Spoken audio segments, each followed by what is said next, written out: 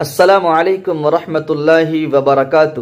معزز سامعین اور ناظرین، امید کرتا ہوں کہ آپ خیر و عافیت سے ہوں گے۔ اللہ تعالیٰ آپ کی زندگیوں میں خوشیاں نصیب فرمائے۔ آج میں آپ کے سامنے جو ٹاپک لے کر آیا وہ حضور پاک صلی اللہ علیہ وسلم کی عظمت اور آپ کی شان ہے۔ آئیے اس ٹاپک پر چند باتیں کرتے ہیں۔ اللہ تعالیٰ ہم سب کو عمل کی توفیق عطا فرمائے، حضور کی محبت ہمیں نصیب فرمائے۔ ویڈیو آپ کو اچھی لگے تو شیئر کیجئے گا، ضرور دیکھیے اس کو۔ آئیے شروع کرتے ہیں۔ آپ نے سورہ علم نشرح کا نام سنا ہوگا۔ ہم میں سے اکثروں کو یہ سورت یاد ہے، ہم نمازوں میں پڑھتے بھی ہیں۔ اللہ تعالیٰ نے اس سورت کے اندر 3 احسانات کا ذکر فرمایا۔ پہلا احسان یہ کیا کہ آپ علیہ السلام کے بارے میں فرمایا کہ ہم نے آپ کے سینے کو ہی نہیں کھول دیا بلکہ آپ کے سینے کو منور کر دیا، روشن کر دیا اور فراخ کر دیا تاکہ حق بھی واضح ہو جائے اور دل میں سما بھی جائے۔ یہ پہلا احسان ہے۔ دوسرا احسان یہ ہے کہ ہر مشکل کے ساتھ آسانی ہے۔ یہ حضور پاک صلی اللہ علیہ وسلم کے لیے اور حضرات صحابہ کرام رضوان اللہ تعالی علیہ مجمعین کے لیے خوشخبری ہے۔ اللہ تعالیٰ کی راہ میں جو تکلیفیں آتی ہیں، جو پریشانیاں ہوتی ہیں، اس کے بعد فراغت ہے، اس کے بعد آسانیاں ہیں، اس کے بعد خوشخبریاں ہیں، اس کے بعد نوازا جانے کا دن ہے۔ تاریخ شاہد گواہ ہے اس پر کہ جب آپ علیہ السلام کو اور آپ کے ساتھیوں کو، صحابہ کرام کو مکہ کے اندر پریشان کرنے لگے، وہاں کے کفار، وہاں کے مشرکین، تنگ کر دیا مکہ کی زمین کو، ستایا جانے لگا، طرح طرح کی تکلیفیں دینے لگے، یہاں تک کہ ہجرت کرنے پر مجبور کر دیا گیا۔ حضور پاک صلی اللہ علیہ وسلم مکہ کی گلیوں میں پلے تھے، بڑے ہوئے تھے، نشو نما پائی تھی۔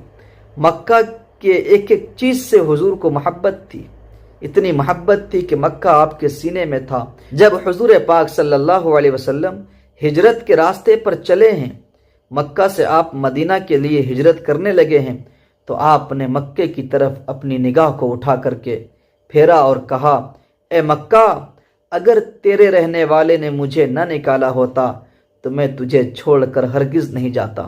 کیسی محبت تھی حضور کو مکہ سے، کتنی الفت تھی۔ آپ بتاؤ، اس طرح حضور کو ستایا، صحابہ اکرام کو ستایا، تو اللہ تعالیٰ نے ایک ایسا وقت لایا ان لوگوں کے لیے کہ 8 سال ہی پورے نہیں ہوئے تھے۔ تاریخ کے اندر آتا ہے کہ حضور پاک صلی اللہ علیہ وسلم پوری طاقت کے ساتھ، پوری قوت کے ساتھ مدینہ سے دوبارہ مکہ کے اندر تشریف لائے۔ آپ کو طاقت ملی، آپ کو قوت ملی، اسلام کو ایک طاقت نصیب ہوئی اللہ کی طرف سے۔ تو آپ اندازہ لگائیے کہ ہر مشکلات کے بعد آسانی ہے ہمارے لیے، آپ کے لیے، پوری امت کے لیے۔ اللہ تعالیٰ نے حضور پاک صلی اللہ علیہ وسلم کے ذریعے سے یہ میسج دیا، یہ پیغام دیا کہ ہر مشکلات کے ساتھ آسانی ہے۔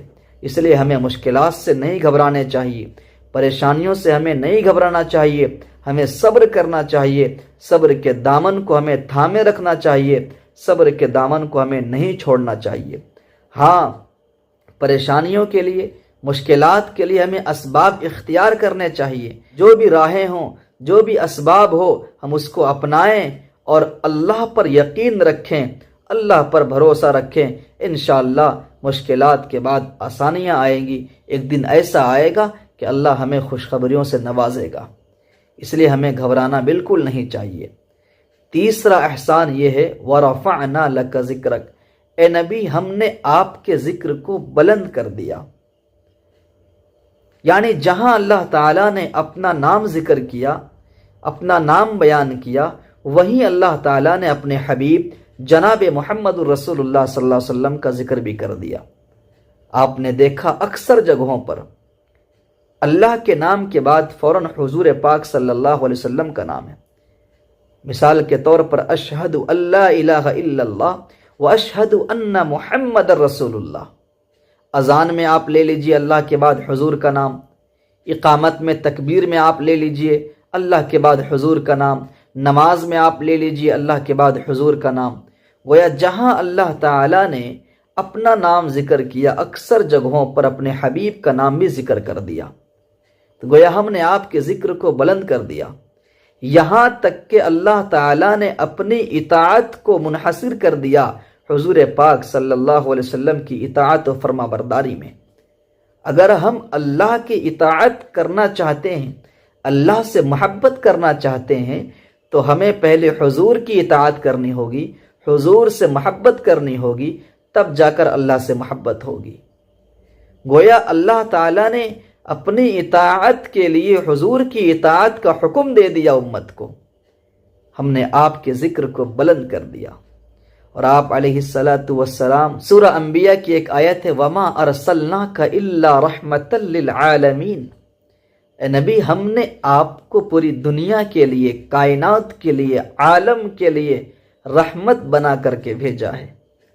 آپ علیہ السلام کا صرف مجسمہ ہی رحمت نہیں ہے، بلکہ آپ کا پیغام بھی رحمت ہے، آپ کا ایک ایک عمل بھی رحمت ہے۔ آپ کے پیغام پر عمل، آپ کے پیغام پر اگر کوئی عمل کرتا ہے تو گویا اس نے بھی رحمت کو پا لیا۔ آپ پوری دنیا کے لیے رحمت بن کر آئے، اس لیے ہمیں اور آپ کو، پوری دنیا کو، پوری کائنات کو حضور پاک صلی اللہ علیہ وسلم کو آئیڈیل بنانا چاہیے، نمونہ بنانا چاہیے، اور حضور کی زندگی کو اپنی زندگی میں لانے کی کوشش کرنی چاہیے۔ حضور کے ایک ایک پیغام پر عمل کر کے رحمت کو حاصل کرنا چاہیے۔ اللہ تعالی ہم سب کو حضور کی سچی محبت نصیب فرمائے۔ آج اتنی ہی بات پر میں آپ سے اجازت لیتا ہوں۔ السلام علیکم ورحمۃ اللہ۔